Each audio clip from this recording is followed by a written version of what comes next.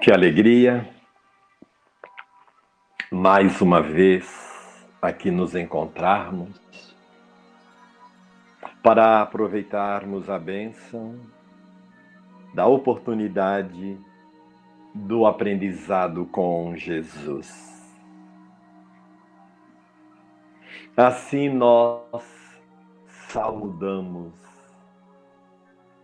o nosso anjo de guarda individual. Saudamos os anjos de guarda de todos aqueles e aquelas que conosco estão ligados na oportunidade deste aprendizado. Saudamos o anjo de guarda deste lar e os anjos de guarda dos lares e dos locais onde se encontram todos aqueles e aquelas que conosco estão. Saudamos a equipe espiritual que se apresenta para o estudo da noite. Saudamos a equipe espiritual responsável por esta atividade.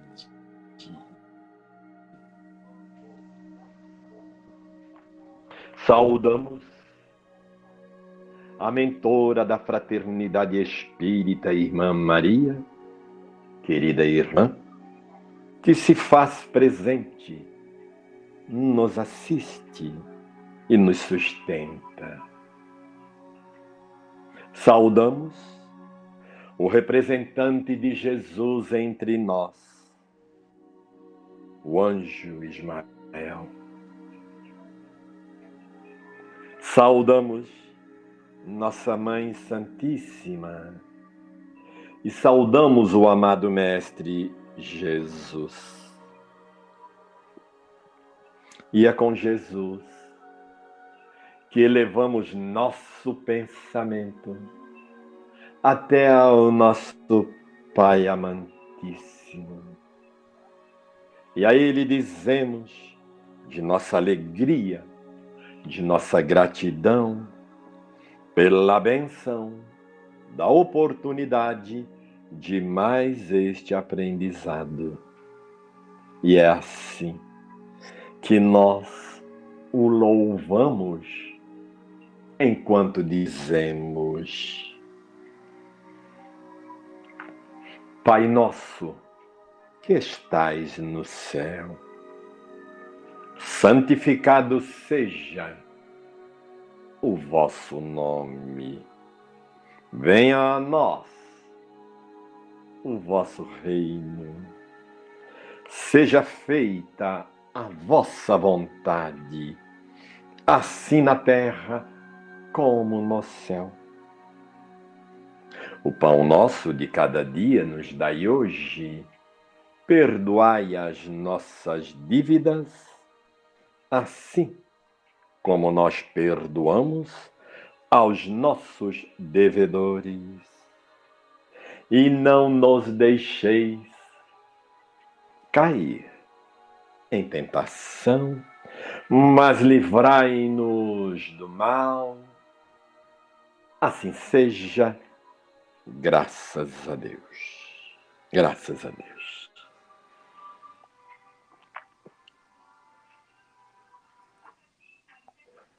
Boa noite a todos.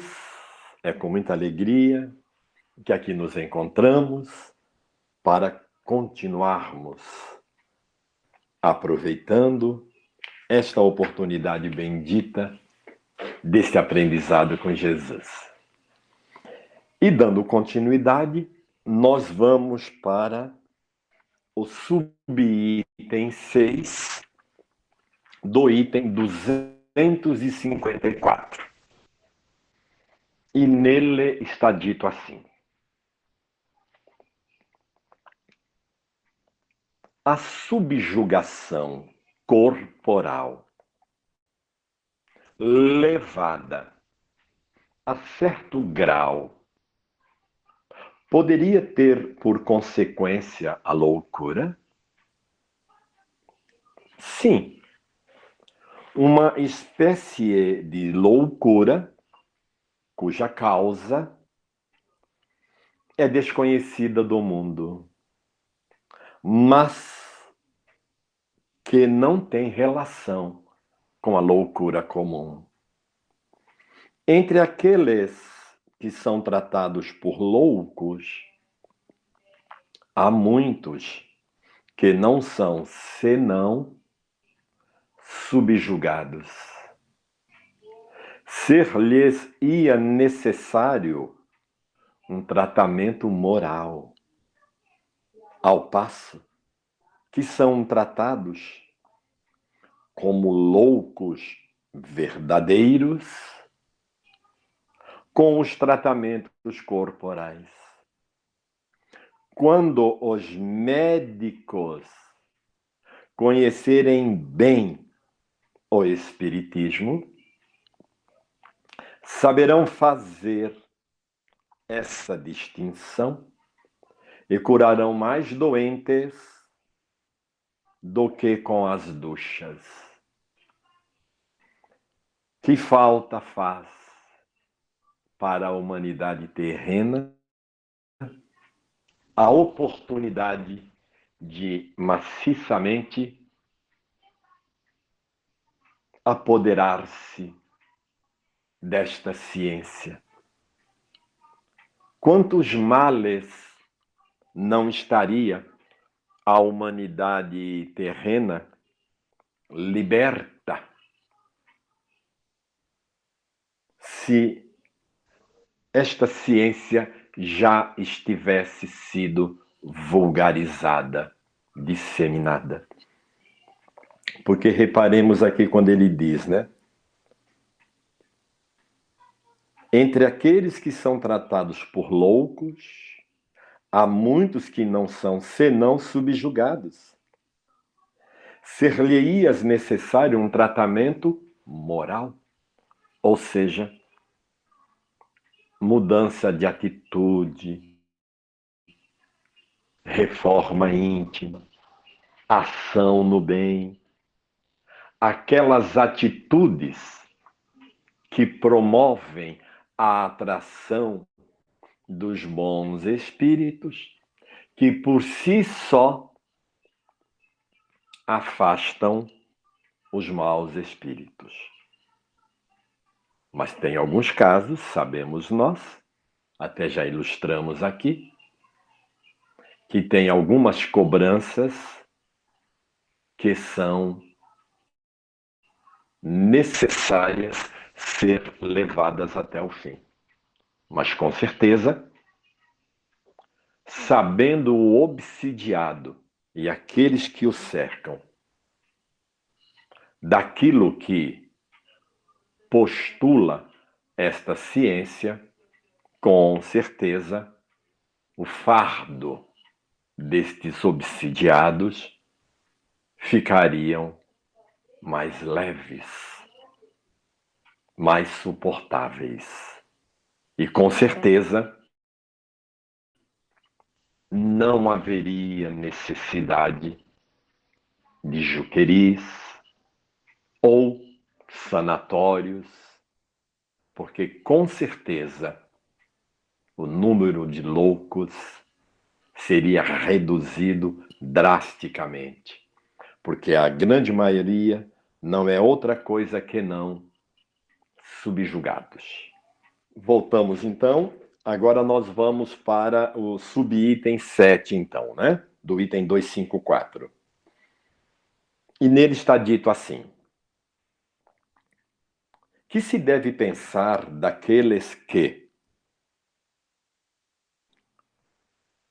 vendo um perigo qualquer no espiritismo, creem que o meio de o prevenir seria interditar as comunicações espíritas. Se podem interditar a certas pessoas de se comunicarem com os espíritos, não podem impedir as manifestações espontâneas feitas a essas mesmas pessoas, porque não podem suprimir os espíritos, nem impedir a sua influência oculta. Isso se parece a essas crianças que se tapam os olhos e creem que não são vistas. Seria loucura querer suprimir uma coisa que oferece grandes vantagens, porque os imprudentes podem dela abusar. O meio de prevenir esses inconvenientes, ao contrário, é fazer conhecer a fundo essa coisa. Então, o Espírito de Verdade confirma aqui para nós que é possível suspender a mediunidade, é possível interditá-la, porém, jamais conseguir que os espíritos se manifestem. E, de fato, é muito lamentável.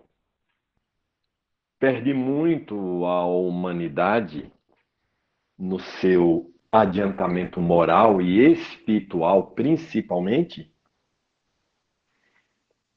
abdicando do conhecimento da ciência, do conhecimento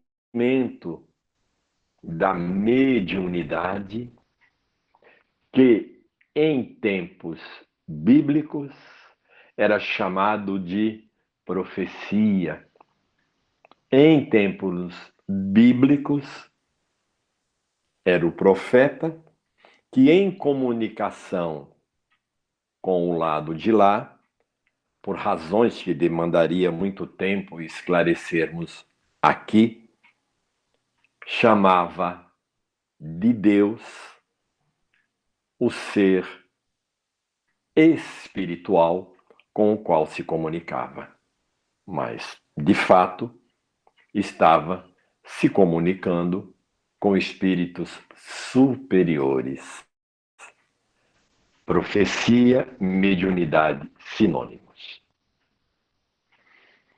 Seguimos. Fechamos, então, mais um capítulo. Vamos para o posterior, capítulo 24, Identidade dos Espíritos.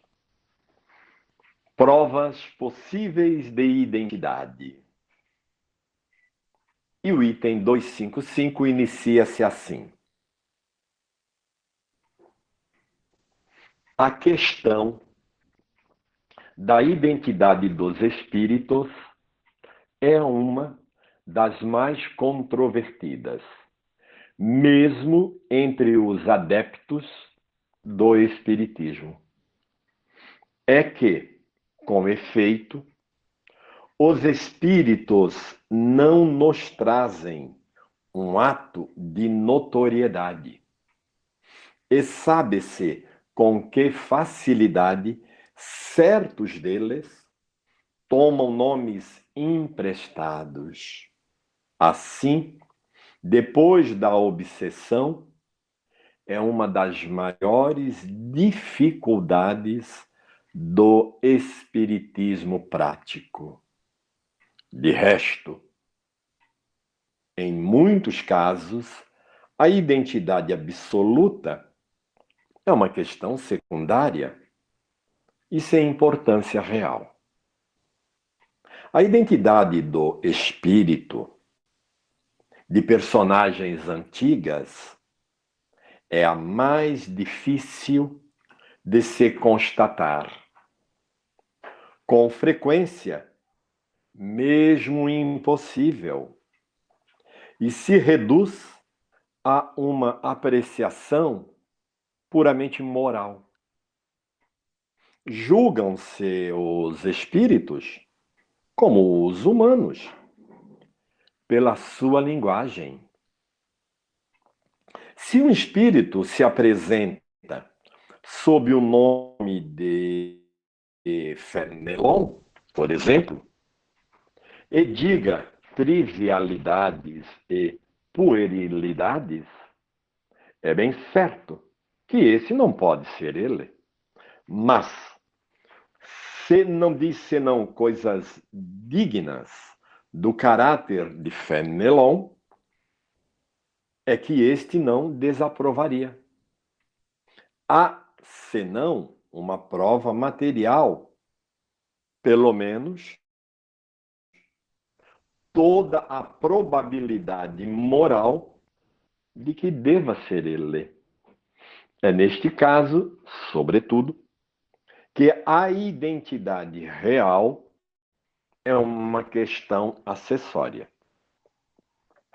Do momento em que o espírito não diz senão boas coisas, pouco importa o nome sob o qual elas são dadas. Então, nos preocupemos com o conteúdo, nos preocupemos com a qualidade do conteúdo. Ponto. Objetar-se-á, sem dúvida, que o espírito que toma um nome suposto, mesmo para não falar senão o bem, não cometeria com isso menos fraude. E daí não pode ser um bom espírito. É aqui que há nuances delicadas, bastante difíceis de apreender e que vamos tentar desenvolver. Então, realmente não é fácil, né? Identificar quem está do lado de lá.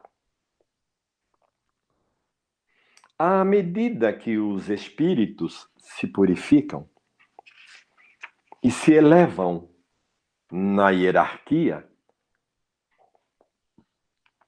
os caracteres distintivos da sua personalidade se apagam. De alguma sorte, na uniformidade da perfeição. E, apesar disso, não conservam menos sua individualidade. É o que ocorre com os espíritos superiores e os espíritos puros. Nesta posição, o nome que tinham na Terra, em uma das milhares de existências corporais efêmeras pelas quais passaram, é uma coisa de todo insignificante. Anotamos ainda que os espíritos são atraídos uns para os outros pela semelhança de suas qualidades e formam, assim, grupos ou famílias simpáticas. Por outro lado, se considera o número imenso de espíritos que, desde a origem dos tempos, devem ter chegado às primeiras classes, e se são comparados com o número restrito de humanos que deixaram um grande nome na Terra, compreender-se-á que, entre os espíritos superiores que podem se comunicar, a maioria não deve ter nome para nós. A maioria não deve ter nome para nós. Então, é só darmos uma olhada na história conhecida, porque sabemos nós que um dos feitos pela, pelas trevas para nos manter em atraso foi apagar registros.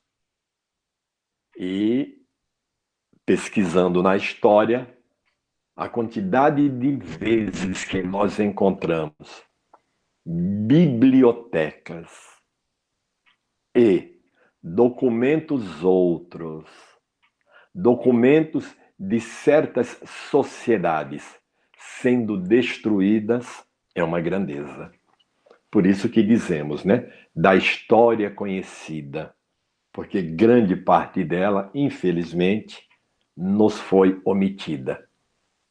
É por isso que lá em Lucas, capítulo 11, versículo 52, Jesus repreende as autoridades religiosas o fato delas não adentrarem na ciência, tirarem a chave e não deixar ninguém entrar. Ou seja, de muito, de muito, busca-se manter a humanidade na ignorância. Talvez, ainda nesta linha, é por isso que esta ciência que estamos tratando aqui tem tanta dificuldade em vulgarizar-se. Por isso que conta-se nos dedos os homens e mulheres que fizeram história e que, portanto, em se manifestando ora aqui, ora acolá, têm um nome para nos referendar. Mas fica claro que a grande maioria deles não tem um nome para nos dar. Por isso que muitos, vamos ver logo mais à frente, usam um nome que nos apetece, porque para nós ainda um nome se faz necessário. Aprendamos nos ater no conteúdo. Quando assim o fizermos, deixaremos de nos preocupar com os nomes. Porém, como necessitamos de nomes para fixarmos nossas ideias, podem tomar o nome de um personagem conhecido, cuja natureza se identifica melhor com a sua. Assim é que nossos anjos guardiães se fazem conhecer. Ou mais frequentemente, sob o nome de um santo que veneramos, e geralmente sob o nome daquele pelo qual temos mais simpatia.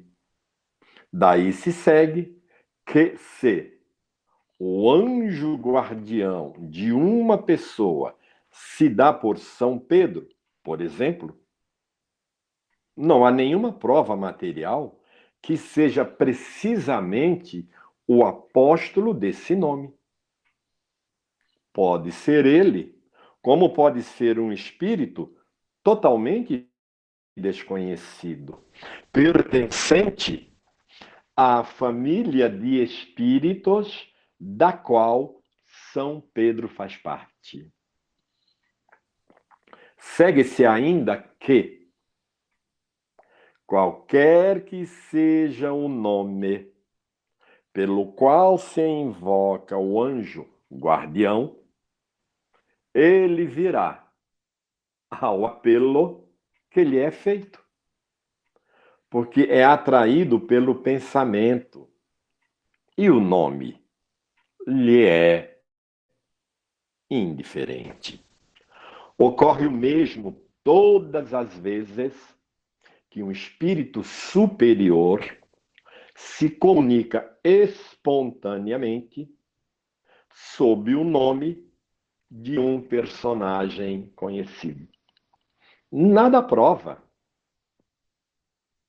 só um instantinho, nada prova que seja precisamente o espírito desse personagem. Mas, se não diz nada que desminta a elevação do caráter deste último, há a presunção de que seja ele. E, em todos os casos, pode-se dizer que, se não for ele, deve ser um espírito do mesmo grau, ou talvez mesmo enviado por ele.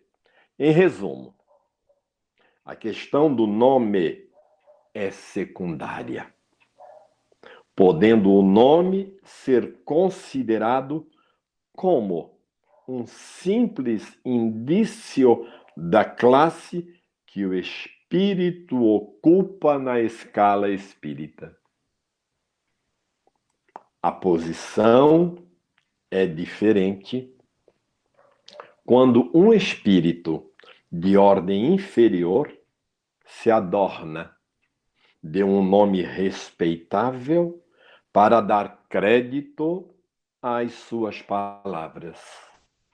E esse caso é tão frequente que não seria demasiado ter-se em guarda contra essas espécies de substituições, porque é graças a esses nomes emprestados e com a ajuda, sobretudo, da fascinação, que certos espíritos sistemáticos, mais orgulhosos do que sábios, procuram dar crédito às ideias mais ridículas. A questão da identidade é, pois, como o dissemos, quase indiferente quando se trata de instruções gerais, uma vez que os melhores espíritos podem se substituir uns aos outros sem que isso tenha consequência. Os espíritos superiores formam, por assim dizer, um todo coletivo, do qual as individualidades nos são, com poucas exceções, completamente desconhecidas. O que nos interessa não é a sua pessoa, mas o seu ensinamento. Ora, do momento em que esse ensinamento é bom, pouco importa de quem o dá. Se chame Pedro ou Paulo. É julgado pela sua qualidade e não pela sua insígnia. Se um vinho é mau, não será o rótulo que o tornará melhor. De outro modo, ocorre nas comunicações íntimas, porque é o indivíduo, sua pessoa mesma, que nos interessa. E é com razão que, nessa circunstância, se deve assegurar se o espírito que vem ao nosso chamado é realmente aquele que se deseja. Até aqui parece que está tranquilo, né? Não houve nenhuma pergunta, nenhum comentário, então nós vamos seguir em frente, tá bom? Mas é muito importante, penso eu, pelas vezes que o Espírito de Verdade reitera esse ponto, que aprendamos a nos ater ao conteúdo e deixemos de lado o máximo possível a nossa vaidade ou coisa parecida, porque todo mundo só quer receber Emmanuel, Dr. Bezerra de Menezes e assim por diante. Nos atenhamos ao conteúdo, né? À qualidade do conteúdo. Isso é o que verdadeiramente nos deve importar.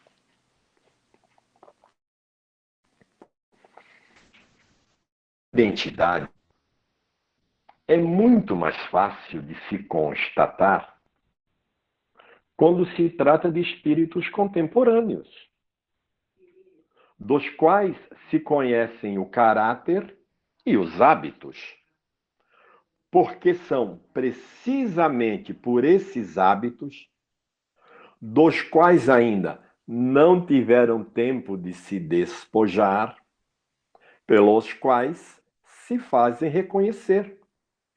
E dizemos, em consequência, que aí está um dos sinais mais certos de identidade. O espírito pode, sem dúvida, dar provas sobre o pedido que se lhe faz, mas não faz sempre senão o que lhe convém. E, geralmente, esse pedido o ofende. Por isso, deve-se evitar fazê-lo. Deixando seu corpo, o espírito não está despojado de sua suscetibilidade. Melindra-se com toda questão que tenha por objetivo pô-lo à prova. Perguntas há que ninguém ousaria fazer-lhe se ele se apresentasse vivo, ainda estivesse encarnado, né? Pelo receio de faltar às convenções. Por que, pois, ter-se-ia menos consideração por ele depois da sua morte, do seu desencarne, né? Que um homem se apresente em um salão declinando seu nome, irá alguém pedir-lhe a queima-roupa para provar que é ele mesmo, exibindo seus títulos, sob o pretexto de que há impostores?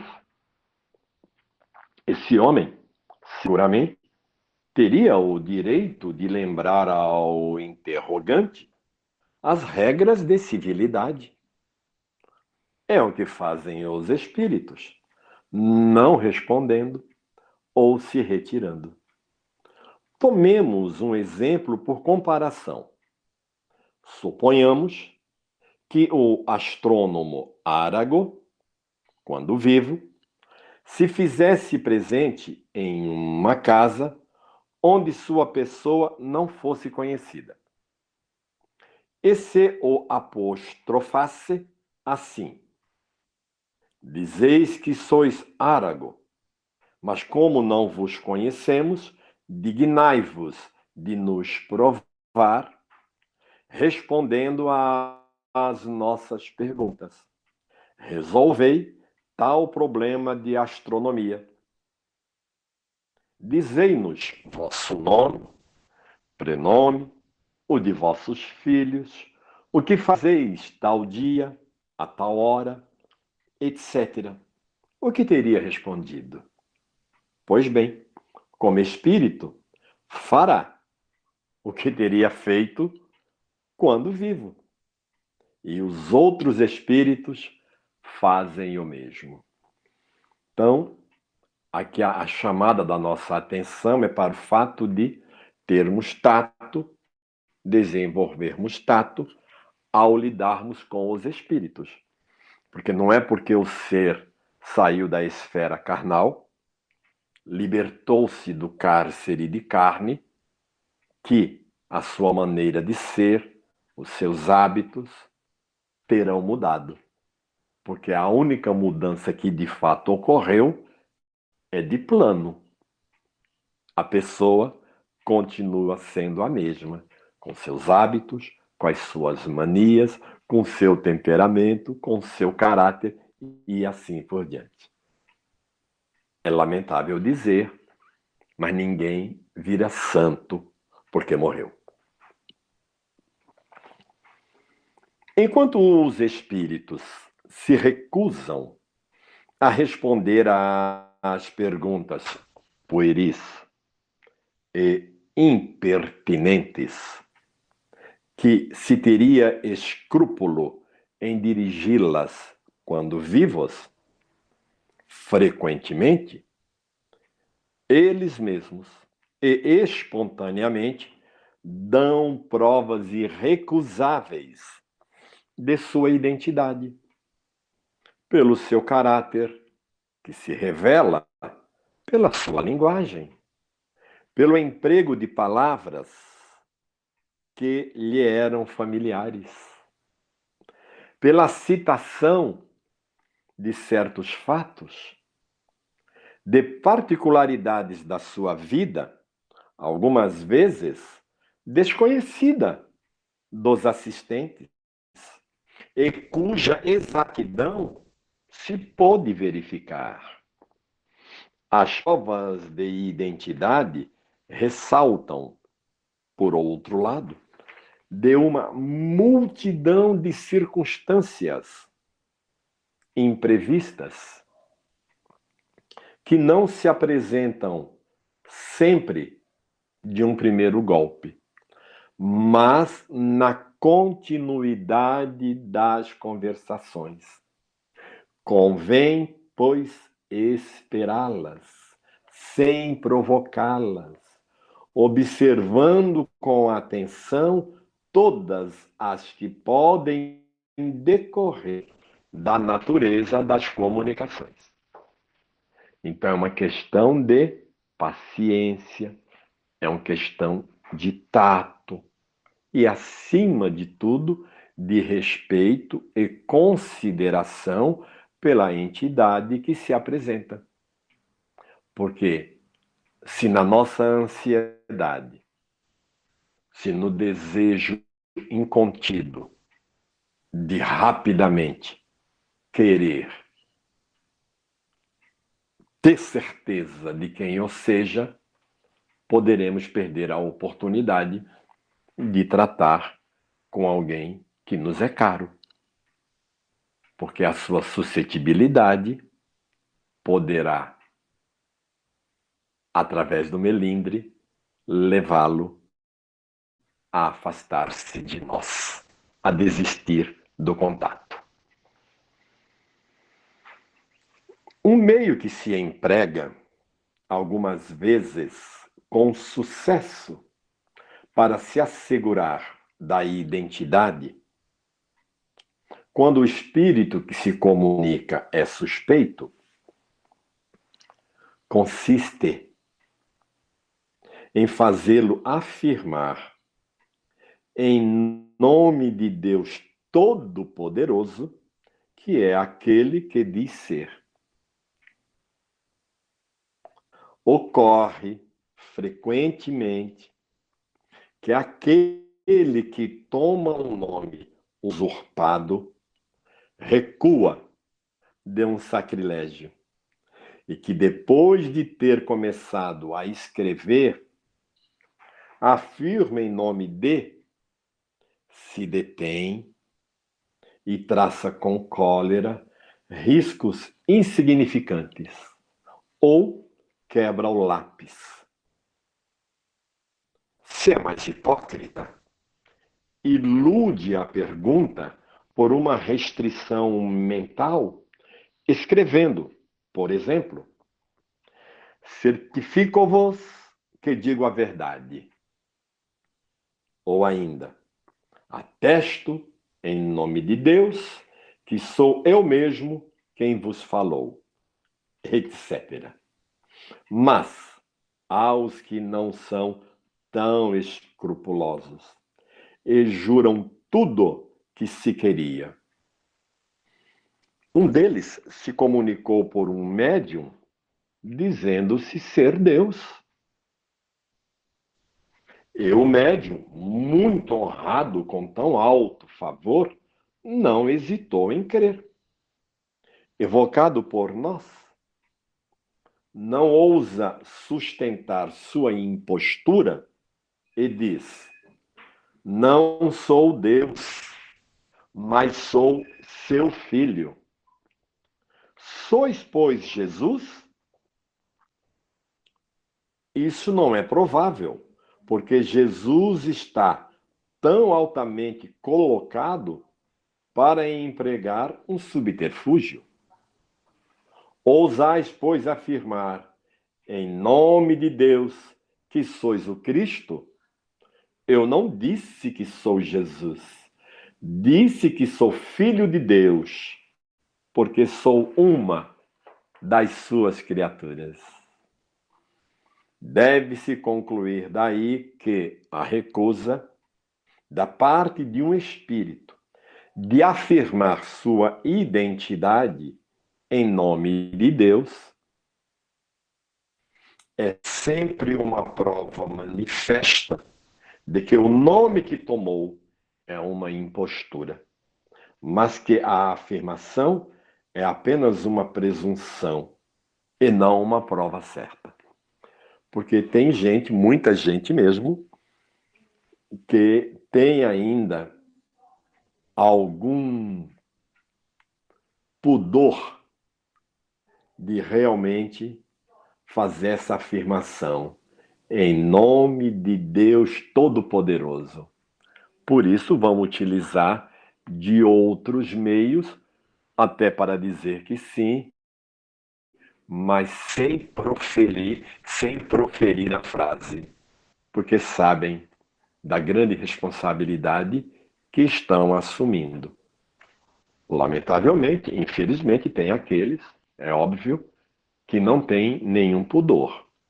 Mas já fomos instruídos aqui pelos outros meios pelos quais é fácil desmascará-los. Pode ser também colocar entre as provas de identidade a semelhança da escrita e da assinatura. Mas, além de que não é dado a todos os médiuns obterem esse resultado, ele não é sempre uma garantia suficiente. Há falsários no mundo dos espíritos, como neste.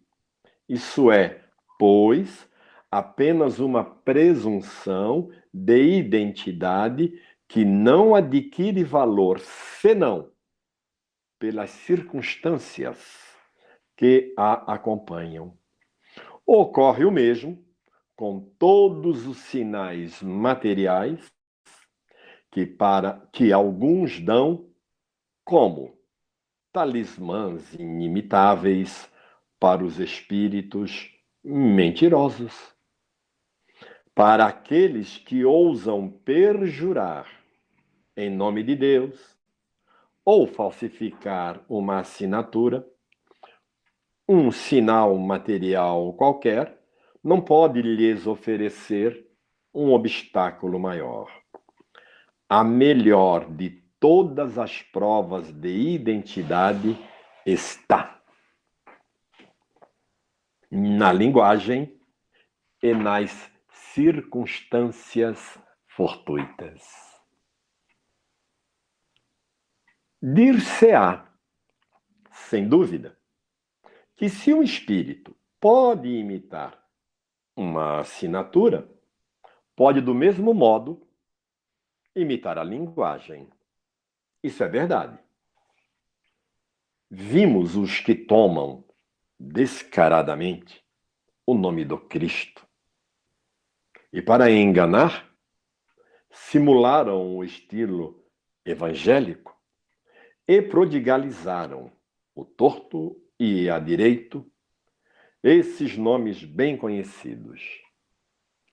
Em verdade eu vos digo, mas quando se estudou o conjunto sem prevenção, quando se esquadrinhou o fundo do pensamento, a importância das expressões, quando ao lado de belas máximas de caridade, se viram recomendações pueris e ridículas, fora preciso estar fascinado para iludir-se.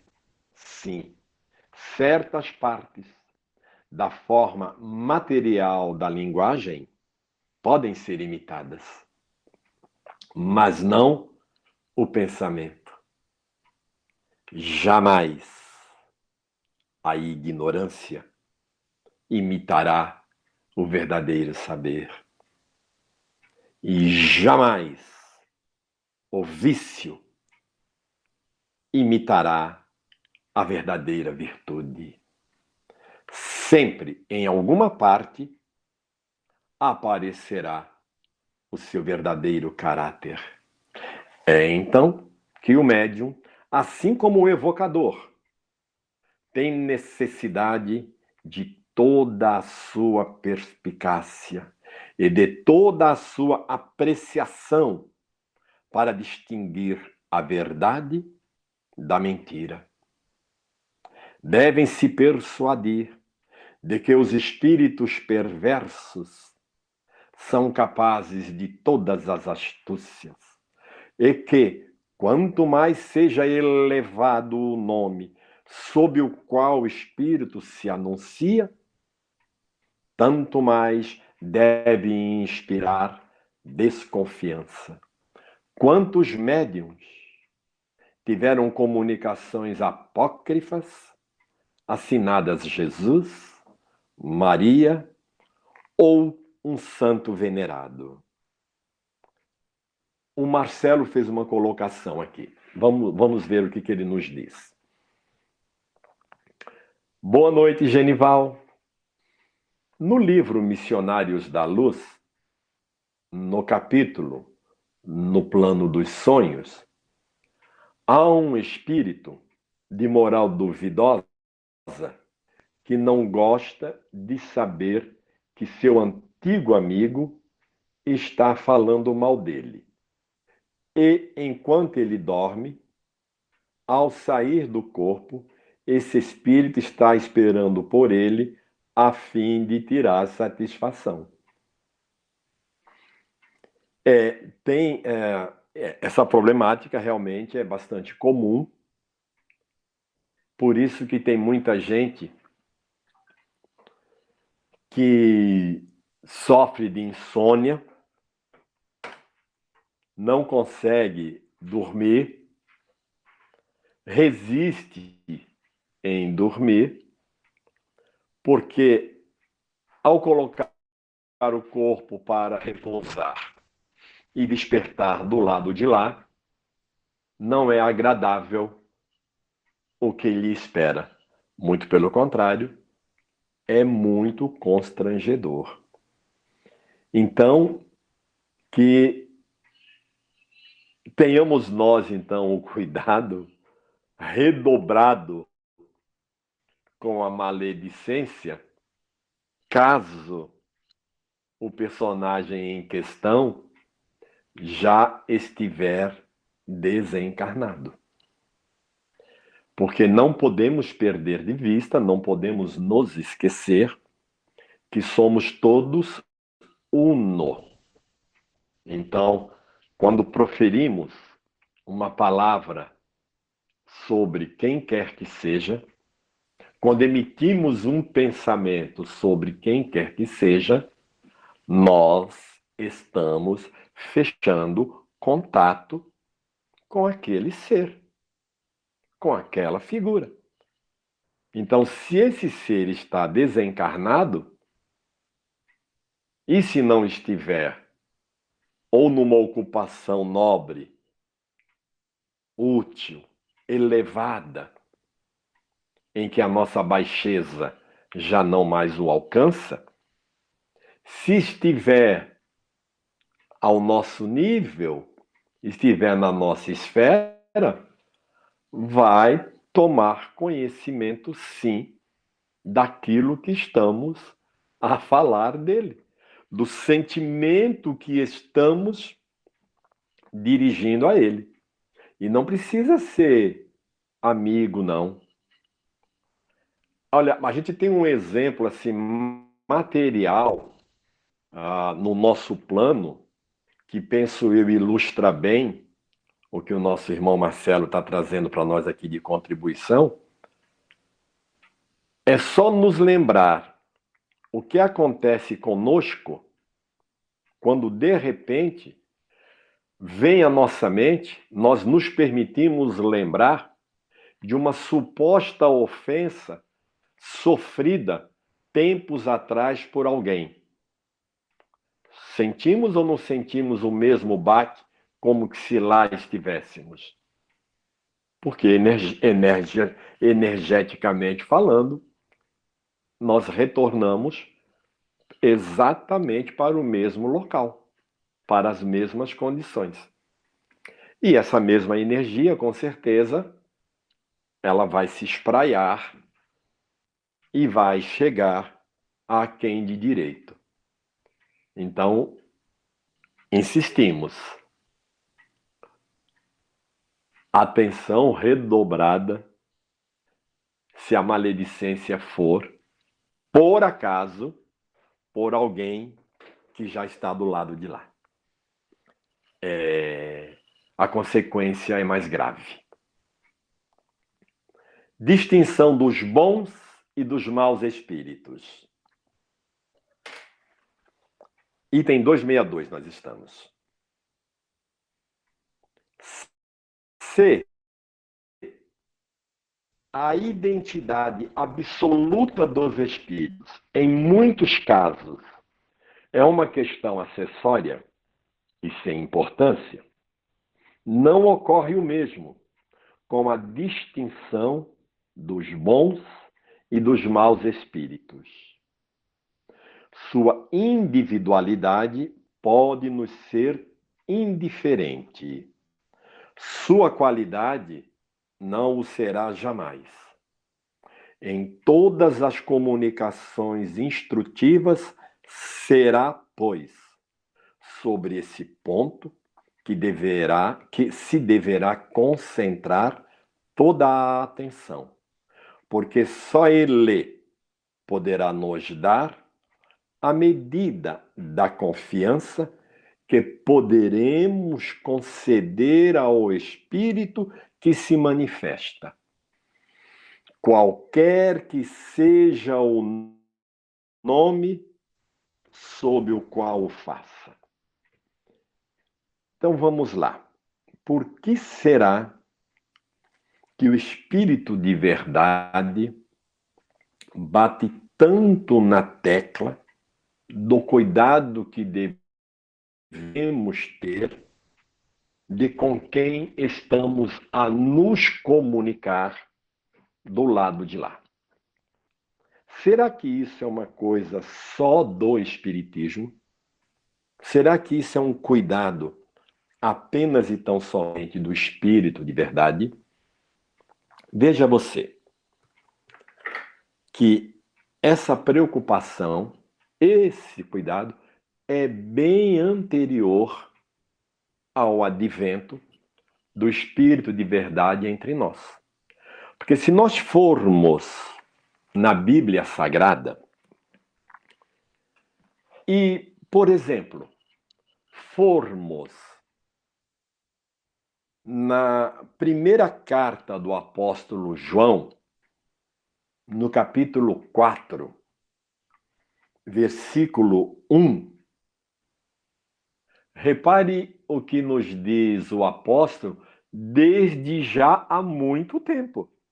Porque nós podemos dizer que essa carta foi escrita há mais ou menos 2000 anos. Porque estamos falando de João, o apóstolo de Jesus, contemporâneo de Jesus, ombreou com Jesus. Então lá já havia esse cuidado. Olha o que ele nos diz.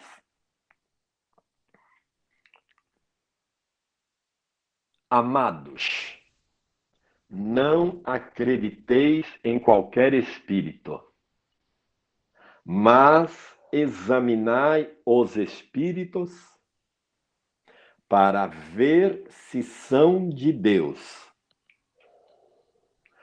Pois muitos falsos profetas vieram ao mundo. Olha que interessante. Agora, ele emprega aqui um termo que era usual à época. Então ele pede que verifiquemos se os espíritos são de Deus. Em sã consciência, existem espíritos que não sejam de Deus? Alguém mais além de Deus cria espíritos? Até onde sabemos, não. Então, se todos os espíritos são obras da criação do Pai Amantíssimo, então esse ser de Deus é uma figura de linguagem, que com certeza ele está a nos dizer: verifiquem se o ser que está a se manifestar é do bem ou é do mal. Se é um ser perverso ou se é um ser de luz, se é um ser do bem. Mas por que será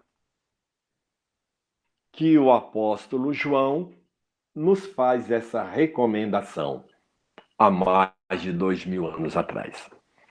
É provável que a resposta a esta indagação esteja na primeira carta a Coríntios, no capítulo 12, versículo 28.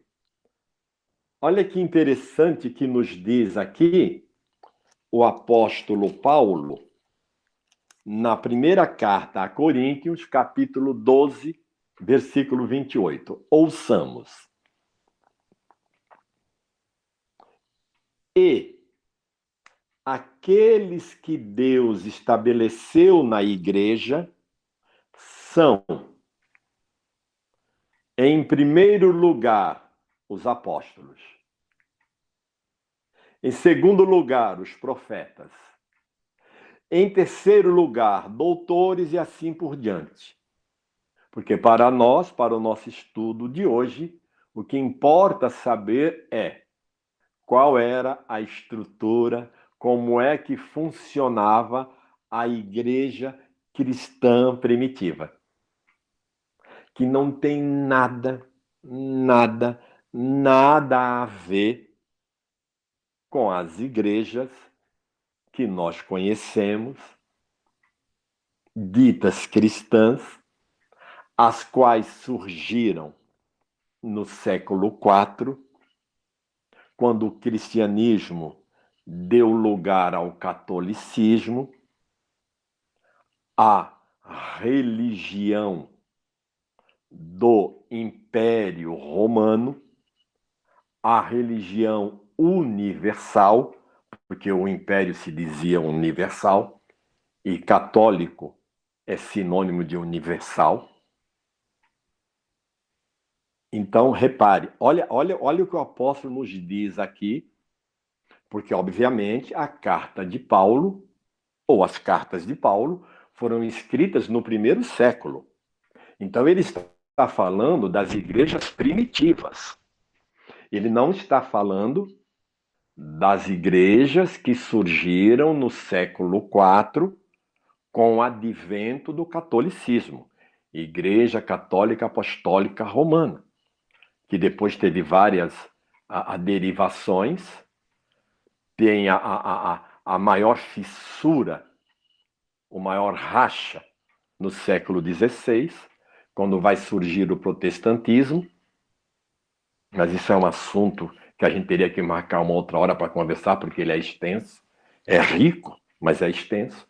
Porque o que importa para nós agora é resgatarmos a igreja primitiva.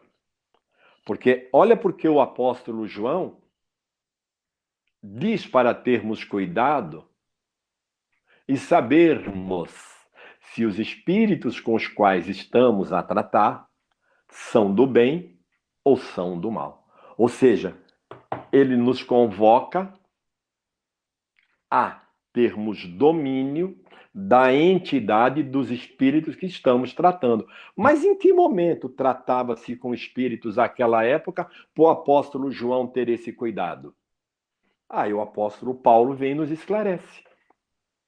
Porque os apóstolos, que está em segundo lugar na hierarquia da estrutura organizacional da igreja primitiva, que funcionava na residência das criaturas, não eram templos suntuosos, não tinha essa hierarquia que passou a ter após o século IV, porque a questão era moral.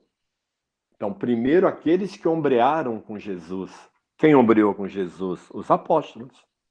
Depois dos apóstolos, aqueles que tinham a faculdade mediúnica de estabelecer um intercâmbio com a espiritualidade superior que ali estava a serviço. Agora, só porque era a igreja primitiva, não corria o risco que corremos ainda hoje de cairmos na mão de espíritos malfeitores, de espíritos interessados na nossa falência? É óbvio que o risco existia desde então, né? E ainda continuando em Paulo, nós vamos na primeira carta a Coríntios, agora no capítulo 14, versículos 29 a 31, e olha como que funcionava lá na igreja a reunião mediúnica, na igreja primitiva. Então eu disse que eu estou indo para a primeira carta a Coríntios, capítulo 14, versículos 29 e 31, que corrobora, que confirma tudo o que nos diz aí o Espírito de verdade. E o apóstolo nos diz assim: quanto aos profetas, aonde? Dentro da igreja. No funcionamento da igreja. Quanto aos profetas, 2 ou 3 tomem a palavra e os outros julguem. Então, tem a comunicação mediúnica e alguém vai julgar este conteúdo, vai julgar esta mensagem, não vai aceitá-la cegamente. Se alguém que esteja sentado recebe uma revelação, cale-se o primeiro. Então, se numa reunião mediúnica, um está a falar alguma coisa, mas o outro recebe uma revelação, é tocado pelo alto, o primeiro cede a palavra. O primeiro cede a palavra. E ele continua: vós todos podeis profetizar, mas cada um a seu turno, senão viria balbúrdia. Cada um a seu turno, um por vez. Não, porque se falar todos os médiuns ao mesmo tempo, se todos os médiuns ao mesmo tempo derem passagem, ninguém vai entender nada. Então, cada um a seu turno, um a cada vez. E vamos lá. Para que todos sejam instruídos e encorajados. Então, a finalidade dita aqui pelo apóstolo nas reuniões mediúnicas que ocorriam na igreja primitiva, tinha como função instruir as criaturas e encorajá-las. Porque sabemos nós o constrangimento, sabemos nós o aperto que passavam os cristãos primitivos, tendo em vista os interesses outros que eles terminavam, através da boa nova trazida por Jesus, a religião instituída à época, a estrutura religiosa instituída à época. Então, através dos profetas, dos médiuns, a igreja, a assembleia, as pessoas que se faziam presentes, recebiam orientações. Mas primeiro tinha que se ter o cuidado que alertava já desde então o apóstolo João em saber com qual qualidade de espírito estava a se tratar. É isto. Então, é bíblico. Está no Evangelho de Jesus. Seguindo, o espírito que se manifesta é bom ou mal? A que grau da escala espírita pertence? Aí está a questão capital. Se você ainda não teve chance de ver, vale a pena ir lá no Livro dos Espíritos e no item 100 tomar posse do conhecimento da escala espírita. É muito esclarecedor e de muita utilidade para nós. Porque aqui nós estamos sendo instruídos e encorajados a permanecer no bem, porque essa ciência muito nos facilita o entendimento da extensão da vida que se espraia muito além da matéria, que se espraia muito além da nossa capacidade atual de compreensão do que seja a vida.